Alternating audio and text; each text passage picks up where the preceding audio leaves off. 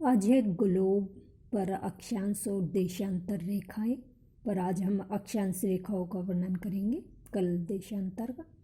तो ग्लोब एक चित्र के माध्यम से दिखाया भी गया है। इस प्रकार का ग्लोब होता है। ग्लोब किसे कहेंगे? सबसे पहले पृथ्वी जैसा आकृति, पृथ्वी की जैसी आकृति का एक मॉडल है, एक रूप है जो पृथ्वी की आकृति का सही प्रतिनिधित्व करता है। उसे क्या कहते हैं? ग्लोब कहते हैं। अक्षांश रेखाएं क्या होंगी? जिसे इंग्लिश में लैटिट्यूड लाइन कहते हैं।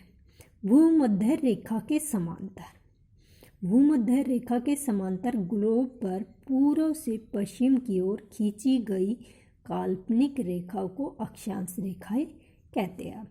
अब एक ग्लोब के माध्यम से समझेंगे।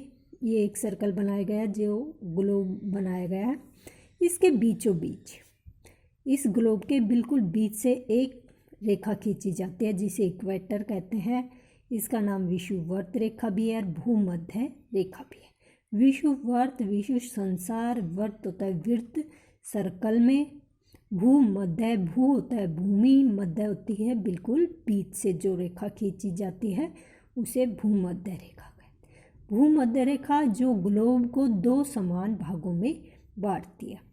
ऊपर के भाग को उत्तरी गोलार्ध और नीचे वाले हिस्से को कहेंगे दक्षिणी गोलार्ध। जो ईपर का भाग होगा वो उत्तरी अर्थात उत्तर दिशा को, और नीचे का जो ध्रुव होगा वो दक्षिण दिशा को करेगा। इधर ईस्ट होगा अर्थात पूर्व, इधर वेस्ट पश्चिम।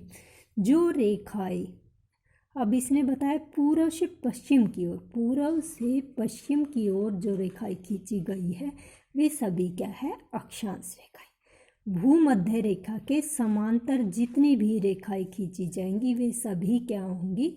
अक्षांश रेखाएं होंगी, जो समतल होंगी। भूमध्य रेखा के उत्तर और दक्षिण में एक एक डिग्री के अंतराल पर 90-90 अक्षांश वृत्त होते हैं। अब 90-90 क्यों होंगे? क्योंकि ये एक एक डिग्री के अंतराल पर खींची गई है। क्योंकि बिल्कुल इस भूमध्य रेखा के सेंटर से अगर एक ऊपर सीधी लाइन खींची जाए तो ये 90 डिग्री का कोण बनाती है, 90 डिग्री का कोण बनाती है। तो एक एक डिग्री पर कहा गया तो कितनी अक्षांश रेखाएं होंगी? 90 अक्षांश रेखाएं। लेकिन 90 जो होगा वो एक बिंदु के रूप में होगा। तो यही बताया इसने।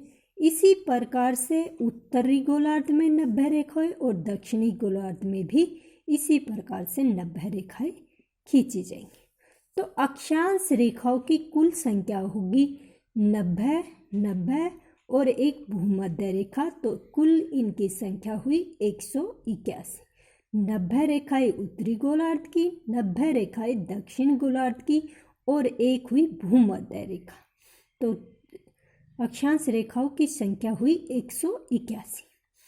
अगर उत्तरी ध्रुव और दक्षिण ध्रुव को बिंदु माना जाए तो अक्षांश रेखाओं की संख्या, अगर इसे रेखा न मानकर बिंदु मान लिया जाए तो ध्रुवों की रेखाएं 89, 89 और एक 179 होगा। दो अक्षांश रेखाओं के मध्य की दूरी, जो अक्षांश रेखा ये खींची गई है, इनके बीच की दूरी 1 डिग्री के अंतराल पर खींची गई है, इनके बीच की दूरी कितनी होगी?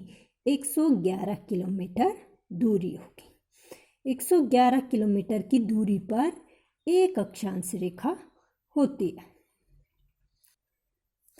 दो अक्षांशों के मध्य की दूरी को जोन कहते हैं, हिंदी में इसे कटिबंध कहते हैं। जो अक्षांश रेखाएं हैं दो, इनके इस बीच के क्षेत्र को हम क्या कहेंगे? कटिबंध। कटिबंध के बारे में कल हम विस्तार से पढ़ेंगे।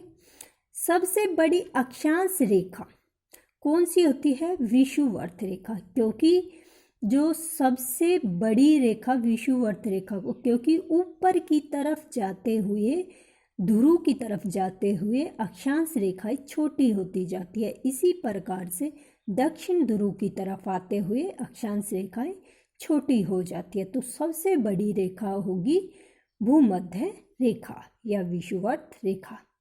भूमध्य रेखा की कुल लंबाई कितनी है? 40,075.16 किलोमीटर इसकी लंबाई है।